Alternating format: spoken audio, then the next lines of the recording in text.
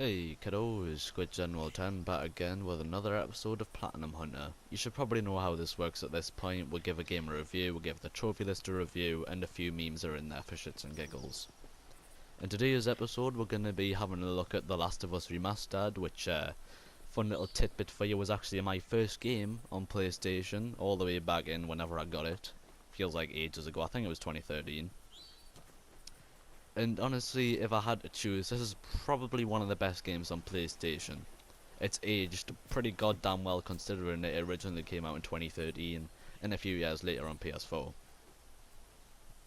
And with its sequel on the way, but what better time is there to have a look at the original and see how it stacks up and see if you should go for that plat. To speak a bit about the game itself, honestly, The Last of Us plays just about as good as it looks.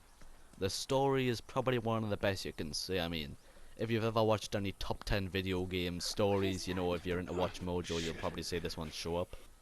Because honestly, the story is just an experience, something you should really just play for yourself.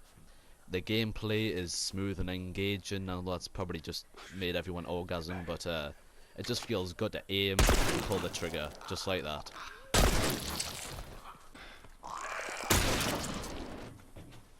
And visually as well, I mean, I'm not usually one for being stuck up about graphics, but just look at it.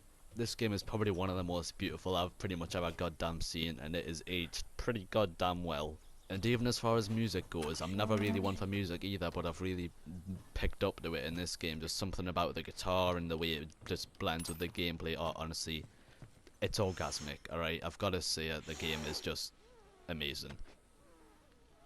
Are you alright? But, of course, you're probably here wondering about the trophies, and fret not, my friends.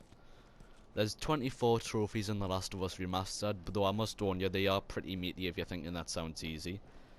They've pretty much followed the Naughty Dog standard in that there's a fair few for difficulty, a fair few randoms, but we'll get into that. The trophies basically range from things like crafting your first knife to 168 multiplayer matches, which we'll get into as well. At the bare minimum, you're looking at possibly 2 playthroughs, but I would probably recommend about 4, just so it's easier on yourself. And if I had to give one recommendation, don't use any sort of collectible guide on your first playthrough. I know that sounds like blasphemy to some of you, but hear me out. The Last of Us is an experience driven by going in completely blind. It's best to just play the game. You know, stupid thing to say, but you'd be surprised. So experience the game for your first playthrough, honestly just get a feel for the controls, a feel for the characters, and basically just experience it for what it is. And then once you've done that, run through with a collectible guide. On your cleanup playthrough, you're basically expected to find comic books, pendants, conversations, and doors, which are all pretty easy with the guide, like I say. But to warn you, on my first playthrough when I was using the collectible guide, because you know I'm a hypocrite and I regret it, it glitched at a few of them, so I have to find the doors again and I have to do the collectibles again. So fair warning, some of the trophies might be bugged, which is why I'm saying you're going to need a few playthroughs. As far as trophy lists go, however, I don't think it's that bad. It's just pretty time consuming considering the length of the game is that bad and you're going to want to do a few playthroughs. And whether you love them or you hate them, there is multiplayer trophies in The Last of Us. To be fair, the multiplayer itself, it is quite unique, with elements from the main game brought over, like stealth. So you basically have a brand new multiplayer experience. You're not going to get this sort of thing with Call of Duty, for example. The way the trophies work as well is quite unique as well, because the way the factions work, which is basically what the multiplayer works like, is you choose a faction at the start of the game, and you play around 80 matches with that faction to get to the end of week 12. As you see in the top left, I'm on week 4, day 4, with the Fireflies. And to get the Fireflies trophy, of course, I'd have to get away week 12 with them. Each match, you're expected to kill people and get these little blue things called supplies. You'll see in the middle there, it says needed per day 37, which basically means I need around 5-6 kills per match and pick up the little blue things that they drop.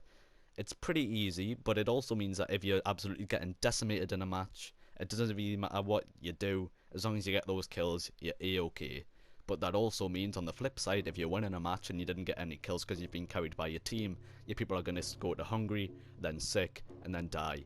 Losing all your people basically results in a game over, so as long as you play your cards right, you should be smashing out in the multiplayer no problem. Problem is though, if you're doing 168 matches by yourself, And that's what I did, you know. I'm not really going to be playing multiplayer with friends. Who has friends these days, am I right? It can get very grindy. You might lose the will to live a few times.